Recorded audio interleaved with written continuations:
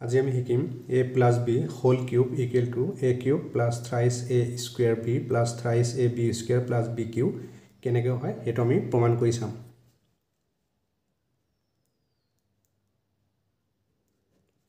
left hand side লৈ লম a plus b whole cube a plus b whole cube a plus b whole cube তো আমি এনেকৈ ভাঙি লিখিব পাৰিম a plus b whole into a plus b whole square তো কিহৰ কাৰণে লিখিব পাৰি যেহেতু আমি এটা অভেদ পাইছিলো a to the power m into a to the power n equals to আছিল আমাৰ a to the power m plus n a to the power m plus n তাৰমানে যদি আমাৰ ভূমি একে থাকে পুৰণা ক্ষেত্ৰত সূচক কি হয় যোগ হয় তাৰমানে ইয়াৰ সূচক কি আছে 1 আছে আৰু ইয়াৰ সূচক আছে 2 1 plus 2 কৰিলে হ'ব 3 তাৰমানে a plus b whole cube এটা এটো আমি এনে একে লিখিম a plus b a plus b whole square অবেটো আছিল আমাৰ ইয়াৰ আগৰ ভিডিওত a plus b whole square অবেটো প্ৰমাণ কৰি থোৱা আছে তোমালোকে তাৰ পৰা চাব পাৰিবা a plus b whole square অবেটো আছিল a square plus twice ab plus b square এটা আমি কি কৰিম a দি ইয়াৰ গোটেইখিনিক পূৰণ কৰি দিম আৰু a plus b দি ইয়াৰ গোটেইখিনিক পূৰণ কৰি দিম a লিখিম আমি a square plus twice ab plus b square bracket close আকৌ plus a b দি আমি এইখিনিক আকৌ পূৰণ কৰি দিম a square plus twice ab plus b square এটা পূৰণ কৰি দিম আমি a into a কৰিলে আমি কি পাম এনেকুৱা আছে a into a square এতিয়া ভূমি একে থাকিলে পুৰণা ক্ষেত্ৰত সূচকবোৰ যোগ হৈ যায় এটো মানে এনেকুৱা আছে a to the power ইয়াৰ সূচক কোনো সংখ্যা নাই মানে 1 আছে 1 plus 2 কিউব আমাৰ a কিউব মানে a into a square কৰিলে পাম আমি a cube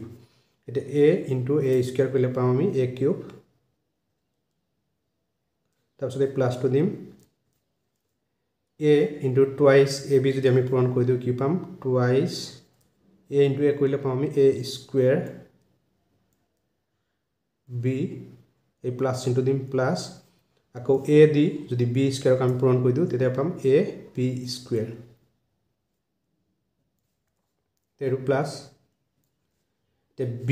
into a square কৰিলে পাম আমি a square b plus twice ab লগত যদি আমি b পূৰণ কৰি দিও পাম twice a b square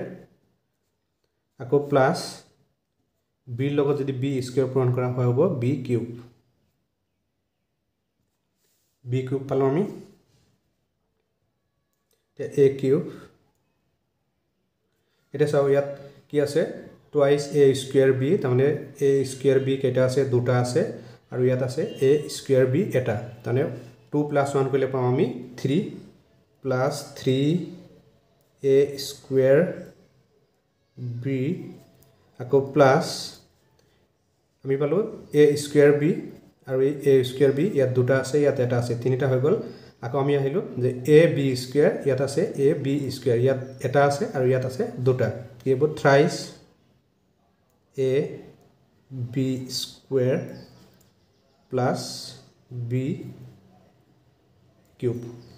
আমি a plus b whole cube হলনিতে আমি কি লিখিব পাইলো a cube plus thrice a square b plus thrice a b square plus b cube এটা আমাৰ প্ৰমাণ কৰিব দিছিলে মানে a plus b whole cube এটা আমি প্ৰমাণ কৰিলো এতিয়া এক আমি আৰু বেলেগ ধৰণে লিখিব পাৰি যে a cube আছে a b cube টো আমি আগফালে লৈ আহিম a cube plus b cube plus thrice a